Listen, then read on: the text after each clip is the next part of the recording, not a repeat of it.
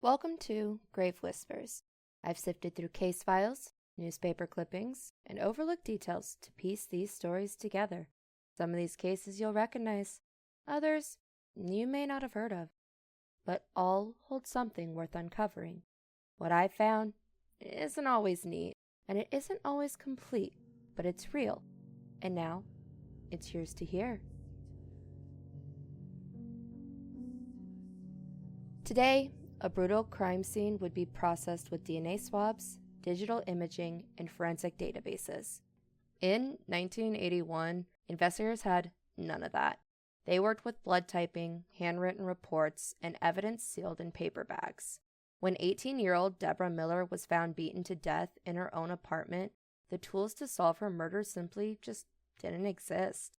What followed was more than 4 decades of questions, rumors, and silence. Before we begin, a warning. This case involves graphic violence.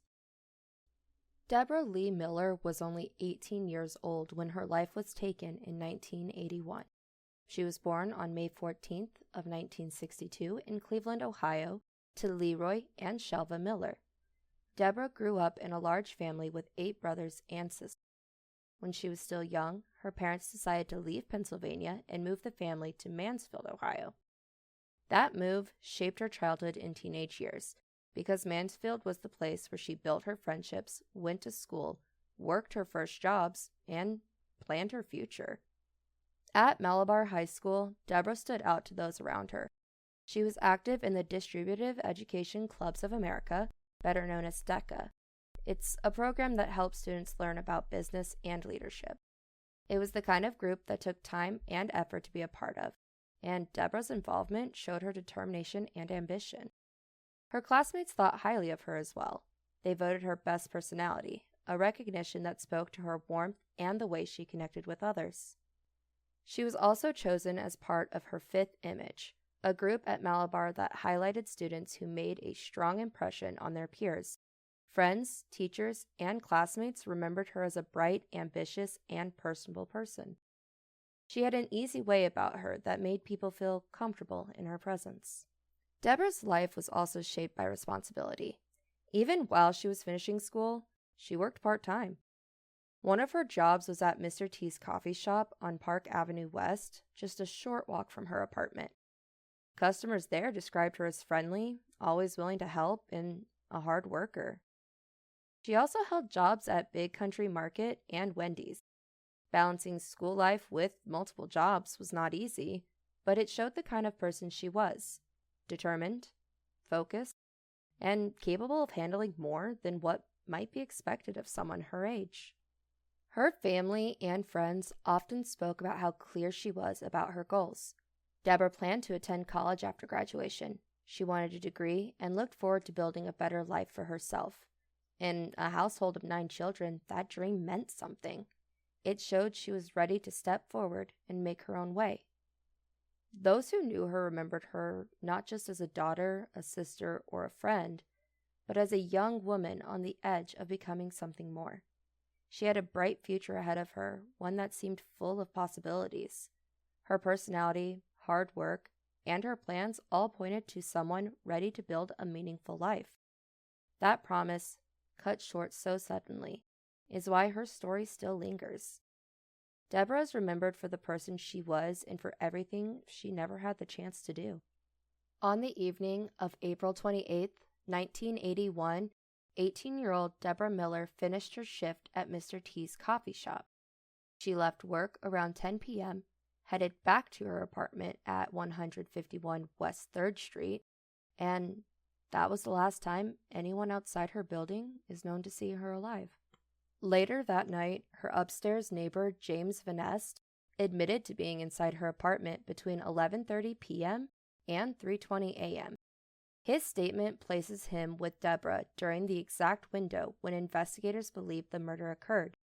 The coroner later set her time of death at about 2:30 a.m. on April 29th, squarely within the period Van Est said he was present. By the following morning, the routine of the apartment building took a dark turn. The owner and a maintenance worker entered Debra's first-floor unit for a scheduled inspection. What they found was anything but ordinary. The apartment was in disarray, objects out of place, and there was evidence of a violent struggle. As they moved through the small unit and into the bedroom, they were confronted with a devastating sight: Debra Miller's nude body lying lifeless on her floor. Authorities were called immediately. When investigators arrived, they documented a scene of shocking violence. One later described it as one of the most gruesome crime scenes Mansfield police had ever faced, the kind of brutality that left a lasting mark on those who walked through the doorway that day. Blood was scattered throughout the room, signs of a fight were unmistakable, and yet her purse and valuables were untouched. It was clear from the beginning this was not a robbery gone wrong. Debra Miller's murder did more than shock those who knew her. It pushed an already uneasy community into outright fear. By April of 1981, Mansfield had already endured 2 other brutal killings of young women in less than 2 years. When Debra was found dead in her own apartment, she became the 3rd victim in only 19 months, and residents began to wonder if something larger was happening in the city. The first of these cases took place on September 30th of 1979. Valerie Shaw, who was sometimes reported as being named Diana Shaw, was just 24 years old. She was discovered in her apartment on West 6th Street. Shaw had been strangled and stabbed, and her body left in a condition that investigators described as especially brutal. The Richland County coroner estimated her death had taken place between 3:30 and 8:30 in the morning. The combination of strangulation and stabbing left people unsettled, and it was immediately clear this was no ordinary crime. Less than a year later, Mansfield was shaken again. On June 27, 1980, the body of 21-year-old Deborah Holbrook was found in a wooded area near Camp Glen Taylor in Mifflin Township. She had been stabbed in the chest and neck, and like Shaw before her, Holbrook's body was found nude. Investigators later recovered her clothing near Charles Mill Lake. The coroner determined that Holbrook had been killed no later than 11 p.m. on the evening of June 26th. And the third case was that of 18-year-old Debra Miller. Together, these 3 murders painted a picture that was difficult for the community to ignore. All 3 victims were young women, all were from Mansfield, and all had been killed in acts of extreme violence within a short window of time. Each discovery left residents more anxious, and when the cases were spoken of together, they seemed to suggest a horrifying pattern. That sense of connection gave rise to widespread rumors of a serial killer. Stories spread quickly throughout neighborhoods, workplaces, church pews, and were often fueled by the local newspaper. People whispered that the killer targeted young women, that he sexually assaulted them, and in some cases mutilated their bodies. These details, whether true or not, became a part of the story that Mansfield residents told themselves in an attempt to explain the violence. Authorities tried to counter those rumors. Investigators admitted that the murders shared certain similarities, but they emphasized the difference and insisted there was no physical evidence linking the cases together. They also denied that all 3 women had been sexually assaulted or mutilated, pointing out that those claims were unproven. Richland County Prosecutor John Allen said at the time that while he could not rule out a connection, he saw no immediate proof that the murders were related. The fear of a serial killer shaped how the public viewed Debra Miller's death. In Mansfield, her murder was not seen as an isolated case, but as part of a frightening pattern. Inside the police department, though, investigators approached it on its own terms. After the discovery of Debra's body, investigators quickly began forming conclusions and started interviewing those who lived nearby. Most neighbors described the evening as quiet and uneventful. They reported that they had not heard or seen anything unusual in the hours leading up to the murder. But one interview stood out from the rest, that of Debra's upstairs neighbor, James Vanest. Vanest told detectives that he had been inside Debra's apartment between 11:30 p.m. and 3:20 a.m. on the night of her death. This admission placed him with Debra during the critical window of time when she was killed. He went further, saying that around midnight, 2 men had come to the apartment.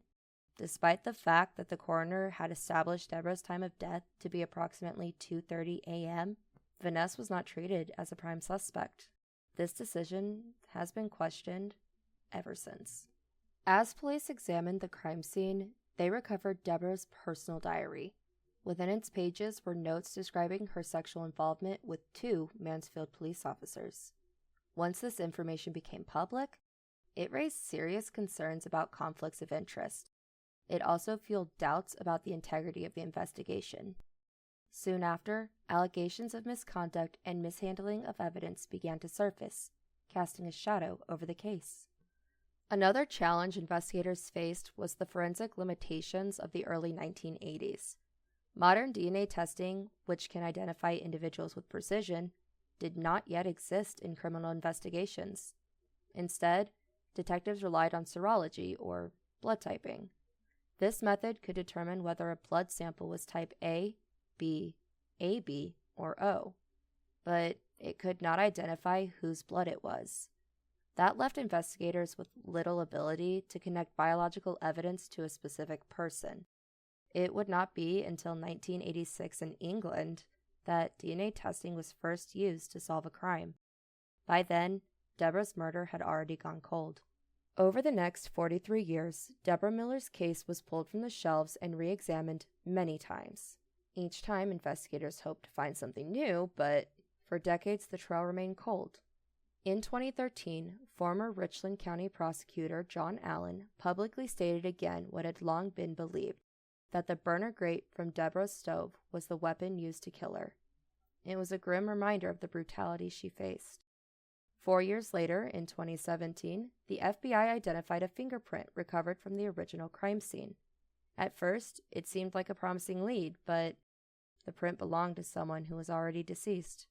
With nowhere left to go, the case was filed back into the cold case drawers once again. That changed in 2021, when the Mansfield Police Department decided to reopen the case with the hope that modern forensic science could succeed where earlier methods had failed. Detective Terry Butler was assigned to lead the investigation. Butler took the task seriously, determined to finally bring justice for Debra after more than 4 decades. One of Butler's first steps was to re-interview James Van Nest, Debra's former upstairs neighbor. Van Nest's account was very different from what he had originally told detectives in 1981. He had admitted that he lied in his original interview.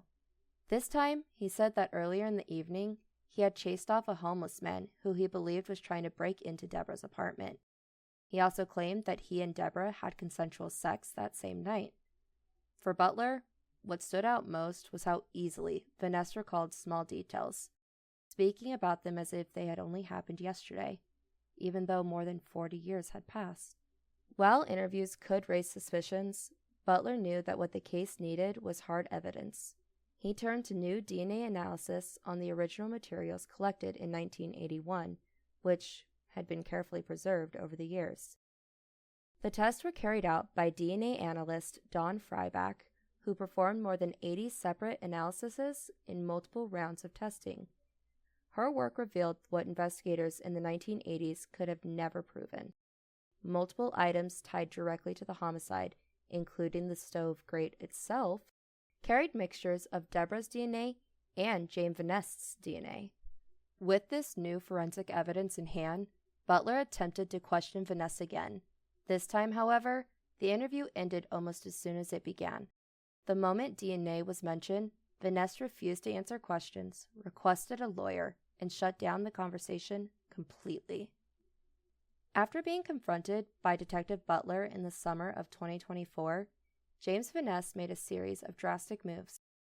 He sold his house in Canton, Ohio, and in the process left behind several firearms in the residence. This detail was critical because Van Nest was a convicted felon and therefore prohibited from owning or possessing guns of any kind. After selling the home, he purchased a pickup truck and an enclosed trailer and fled Ohio, beginning a period of life on the run. While traveling through West Virginia, Van Nest was stopped by police. During this stop, officers discovered that he had 2 firearms with him. He was arrested on state gun charges and briefly held, but he later posted bail and was released. His status as a felon in possession of firearms meant that the case quickly drew the attention of the Bureau of Alcohol, Tobacco, Firearms, and Explosives, or the ATF. The ATF formally took over the case and issued a federal indictment charging Vaness with firearm violations. Rather than disappear completely, Vaness returned to Stark County, Ohio, though he did not go back to his old residence. Instead, he checked into the Roadway Inn in North Canton, where he attempted to stay under the radar. It was there, in November 2024, that the U.S. Marshals Service and a Canton SWAT team moved in to serve the federal indictment. When officers arrived, Vaness's response was immediate and violent. He barricaded himself in his hotel room and opened fire on the SWAT team. In the exchange, he shot and wounded a Canton SWAT member. The shooting forced officers to return fire, leading to a prolonged gunfight inside the hotel. In the end, the standoff ended with Vaness dead in the hotel room. Inside, investigators found 2 firearms and multiple spent shell casings, evidence of the final battle he had chosen instead of surrender. For law enforcement, the encounter ended a manhunt. For Mansfield, it closed the chapter on the man who had killed Debra Miller 43 years earlier. Debra Miller was only 18 years old. She was a daughter, a sister, a classmate, and a friend. She had plans for college, dreams for her future, and a family who believed in her. In the early hours of April 29, 1981, all of that was stolen in an act of violence that shocked Mansfield and left scars that lasted for decades. For 43 years, her case sat in boxes pulled out again and again but never solved. Evidence was examined, suspects were questioned, and the rumors filled the silence. Through it all, her family waited without answers or justice. In the end, it was not a confession or a witness that broke the silence, but science. Careful preservation of evidence and advances in DNA testing finally revealed the truth that James Vaness, the man who lived directly above her, had been responsible all along. He never faced trial, but his death in a shootout and the DNA results closed the case beyond a reasonable doubt. Debra's life is remembered not only for the tragedy of how it ended, but for the promise of what it could have been. She was on the threshold of adulthood, ready to build a future that she would never see. And while answers came too late for her, the story of her case stands as proof that even after decades of silence, the truth can still find its voice.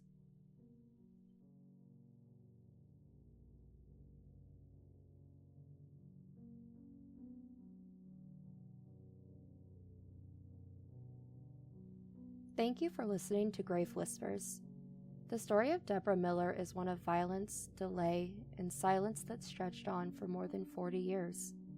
I believe the DNA evidence is clear. James Vaness was the man who took her life. Still, I can't help but wish he had faced proper justice in a courtroom, where the full weight of his actions could have been judged. Instead, that chance died with him in the hotel room. Debra's future was stolen, but her story was not forgotten. After 43 years, the truth finally surfaced. I'd like to hear your thoughts. Do you think this case finally rests? Until next time, keep questioning and keep listening for the whispers.